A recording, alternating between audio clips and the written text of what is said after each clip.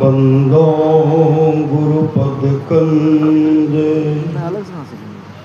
कृपा सिंधु नर रूप हरि महामोह तुम पुंज जासो बचन रवि करने करा धन्य धन्य सतगुरु सुखदा महिमा कही न जाए जो कुछ कहूँ तुम्हारी कृपा मोतें कछु न बसाए।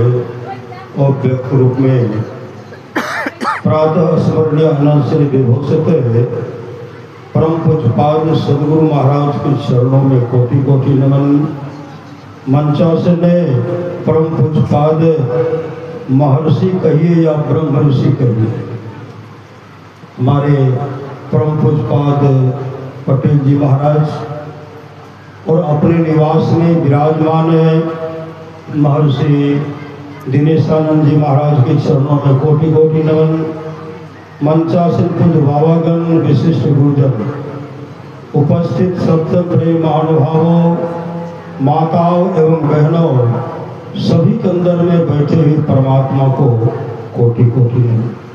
महापुरुष की वाणी है, भक्ति निशैनी मुक्ति की संत चढ़े सब धाये, जिन जिन मन आलस्य किया जन्म जन्म पछताए। अभी हम लोग रामचरितमानस सारसटिक तृतीय सोपान अरण्य कांड से सुन रहे थे नवधा भक्ति।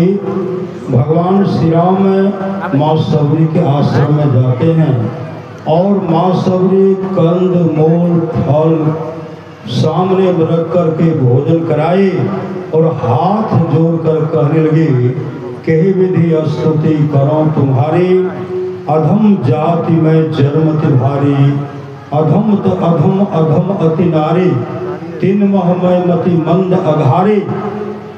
भगवान श्री राम कहते हैं, कह रघुपति सुनु भामने बाता, मानो एक भगति करनाता, जाति पाति कुल धर्म बराई, धन बल परिजन गुण चतुराई, भगतहीन नर सोहे कैसा, बिनु जल बारिद देखे जैसा, नवधा भगति कहो तो ही पाहे, सावधान सुनो धरो मन माहे। कहते मैं तुझसे 9 प्रकार की भक्ति कहने के लिए जा रहा हूँ, लेकिन तू सावधान होकर के सुन और मन में धर।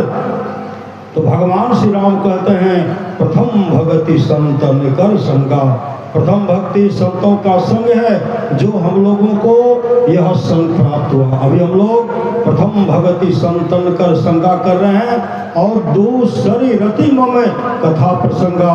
संत महात्मा के द्वारा जो प्रवचन होता है, संत वाणी को सुनाया जाता है, उनको जो श्रवण करते हैं, तो भगवान श्री राम कहते हैं, दूसरी रति मम कथा प्रसंगा, गुरु पद पंकज सेवा, तीसरी भगति अमान, चौथी भगति मम गुण गना, करई कपट तज गान, मंत्र जाप मम दृढ़ विश्वासा, पंचम भजन सु वेद प्रकाशा, छठदम शील विरति बहु कर्मा, निरति निरंतर सज्जन धर्मा, सातम सम्मोहि मैं जग देखा, मोते संत अधिक कर लेखा, आठम जथा लाभ संतोषा, सपन हो नहीं देखे परदोषा, नवम सरल सब सन छन हीना, मम भरोसे हर सन दीना, नम एको जिनके हुई, नारी पुरुष सचराचर सोई, सोई अतिशय प्रिय भामनी मोरे, सकल प्रकार भगति दृढ़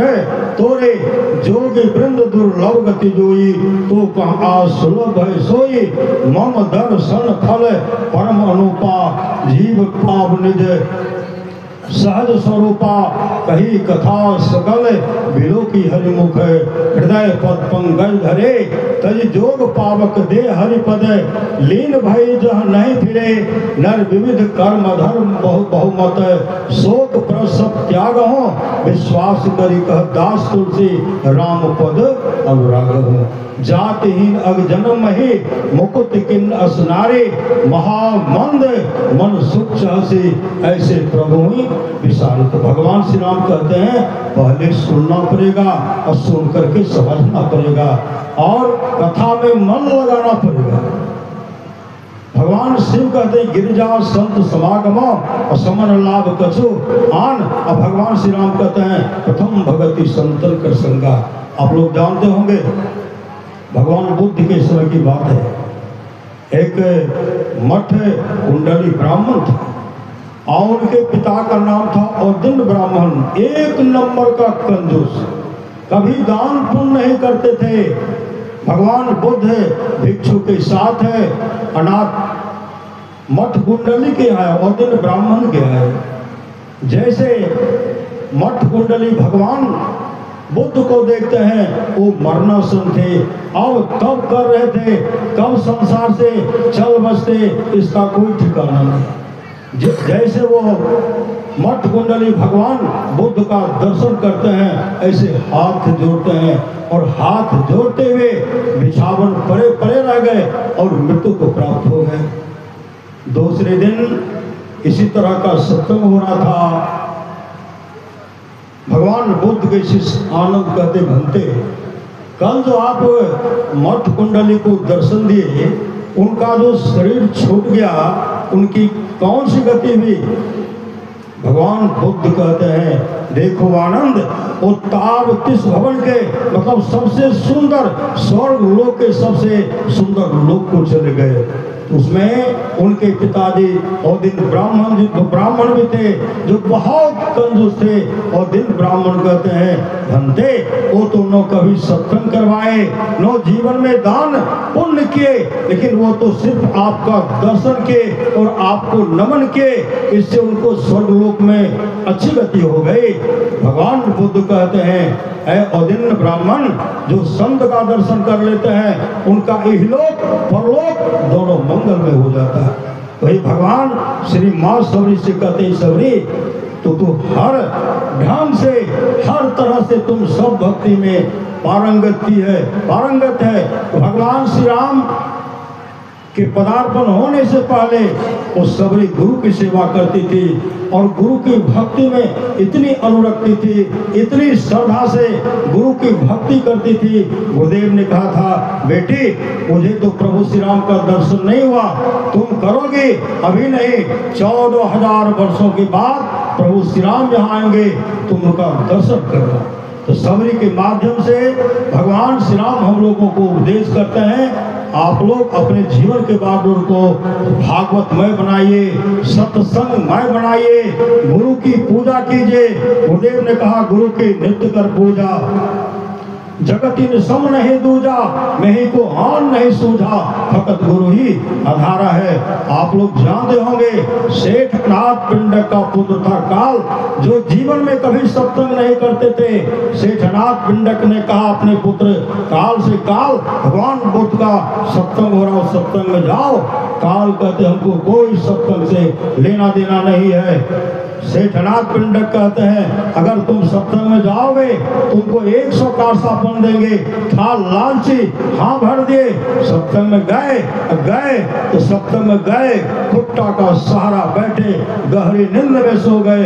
फिर बीच में नींद टूटती है, दूसरे कई गांव भ्रमण करते हुए दूसरे दिन आए। सेठनाथ पिंडक कहते कल भगवान बुद्ध का क्या सब प्रवचन हुआ, वह प्रवचन तो सुनाओ। काल कहते हैं आप प्रवचन सुनने के लिए सत्संग सुनने के लिए कहाँ कहते हैं, हम तो गए गहरी नींद में सो गए, कई गांव घूमते हुए आए हैं। भगवान बुद्ध ने कहा आज तुम फिर जाओ, आज तुमको 1000 कांसापन देंगे। भगवान बुद्ध का जो प्रवचन होगा वह प्रवचन सुन करके सुनाना पड़ेगा। उसी समय काल हाँ भरते हैं और सत्संग गए, शांत चित्त होकर के सत्संग का श्रवण किए।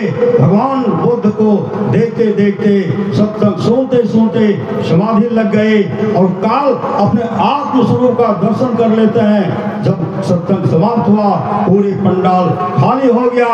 सेठ आनंद पिंडक मन में सोचते हैं मेरा पुत्र काल अभी तक सत्संग नहीं आया, उनके मन के बात को भगवान बुद्ध जान गए। उसी समय भगवान बुद्ध पंडाल में आते हैं और काल के पेट को थपथपाते हुए सेठनाथ पिंडक के यहाँ ले गए और सेठनाथ पिंडक कहते हैं, भंते आज तो काल न उधर देखता है न उधर देखता है, मेरे पुत्र काल को किनकी आंखें लग गए। उसी समय सेठनाथ पिंडक को भगवान बुद्ध कहते, सेठ जी आज आपके पुत्र काल को उस सुख की प्राप्ति हो गई है। सम्राट के पद से आगे का सुख, इन लोक के पद से आगे का सुख और ब्रह्म लोक के सुख से भी आगे का सुख। तो आज काल की दृष्टि खुल गई, आज काल मोक्ष धाम के अधिकारी हो गए हैं। इस सुनने का फल है। बोलिए प्रेम से श्री सद्गुरु महाराज की जय। जाओ पर लोग यहाँ सुख चाहो, सुनी वचन हृदय हो, सुलभ सुखद मार्ग यह भाई, भगत ही मोर पुराण सुध गाए। अभी हम लोग पूज्य धीरेन्द्र बाबा के मुताबिक से श्रवण कर रहे थे सत्संग के संबंध में। सभी महाराज ने कड़ी कृपा की, नित्य सत्संगति करो बनाई, अंतर बाहर दो विधि भाई, धर्म कथा बाहर सत्संगा, अंतर सत्संग ध्यान अभंगा। तो आइए प्रवचन पीयूष के अगले कड़ी में मैं सादर आमंत्रित करना चाहूँगा। आप में पूज्य स्वामी संत मत के युवा सन्यासी बाल ब्रह्मचारी पूज्य स्वामी रविंद्र बाबा, आपसे विनम्र निवेदन है कि प्रतिपादित विषय पर अपने ज्ञान उपदेश से हम सबों को लाभान्वित करने की कृपा करें। बोलिए श्री सद्गुरु महाराज की जय।